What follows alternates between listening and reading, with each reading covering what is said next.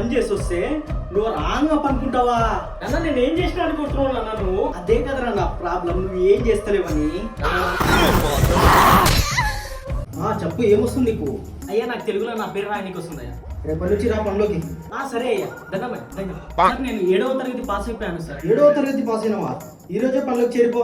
సరే సార్, ఈ రోజే జాయిన్ అయిపోతాను. సుబ్బు అని ఎక్కించుకో. చెప్పండి సార్. నేను బీటెక్ చేశాను, తర్వాత అబ్రాడ్ లో మాస్టర్స్ కంప్లీట్ చేసుకున్నాను. అంటే ఎక్స్పీరియన్స్ ఏం లేదు. ఎక్స్పీరియన్స్ సార్ మీరు జాబ్ ఇస్తేనే కదా నాకు ఎక్స్పీరియన్స్ వచ్చేది. ఐఎమ్ సో సారీ, ఈ జాబ్ మీకు రాదు. లోపలికి రా నా చాయ్ తాగిపోదు.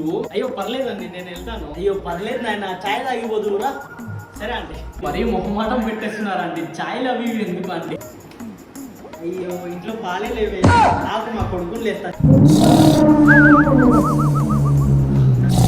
లేవురా, ఇంటికి అతిథులు వచ్చారు. పాల ప్యాకెట్ తీసుకురాప్పుడు చాయ్ చేద్దాం. అయ్యో అమ్మ సండే రోజు కూడా ఏందమ్మా నిద్రపోకుండా నాకు కొంచెం నిద్ర పోనీ అమ్మ. నాకు ఇంటికి అతిథులు వస్తే అట్నే నా చేసేది. పోయి పాల ప్యాకెట్ తీసుకురాపో. అతిథులు వాడు రోడ్డు మీద పోయేటోని పిలిచి చాయ్ తాపుతా అంటారు. అలా అన్నకరా, ఆయన వింటే బాధపడతాడు. ఇంకెక్కడున్నాడు వాడు? నువ్వు తిట్టే తిట్లాకి వాడు ఎప్పుడూ వెళ్ళిపోయాడు. అమ్మా నువ్వు నాతో రా. నువ్వు ఉండనీకి నా దగ్గర బంగ్లా లాంటి ఇల్లు ఉంది, తీగనీకి పెద్ద పెద్ద కార్లు ఉన్నాయి, నిన్ను చూసుకోవడానికి 20 మంది పని చేస్తున్నారు. నువ్వు నాతో వచ్చేయమ్మా. నీకు వేయడానికి నా దగ్గర ఏం లేవమ్మా.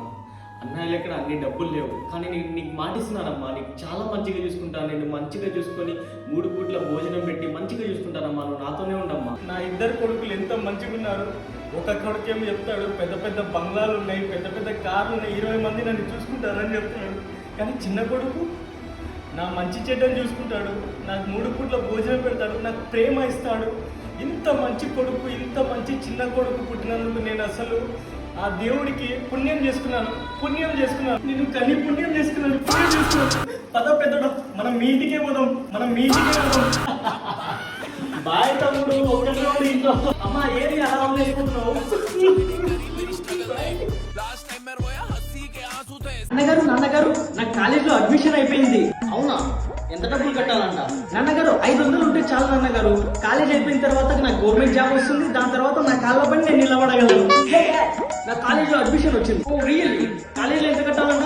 ఎంత లేదు డాడ్, మన దగ్గర భూమి ఉందా, అది అమ్మేయాలి, ఈ ఇల్లు కూడా అమ్మేయాలి. కాలేజ్ చదివిన తర్వాత జాబ్ వస్తుందో లేదో తెలియదు, అప్పుడు కూడా నేనే పోషించాలి. ఒరే ఎదవా, ఈ డబ్బులతో నీకు చాలా పెద్ద బిజినెస్ పెట్టిస్తాను రా నేను.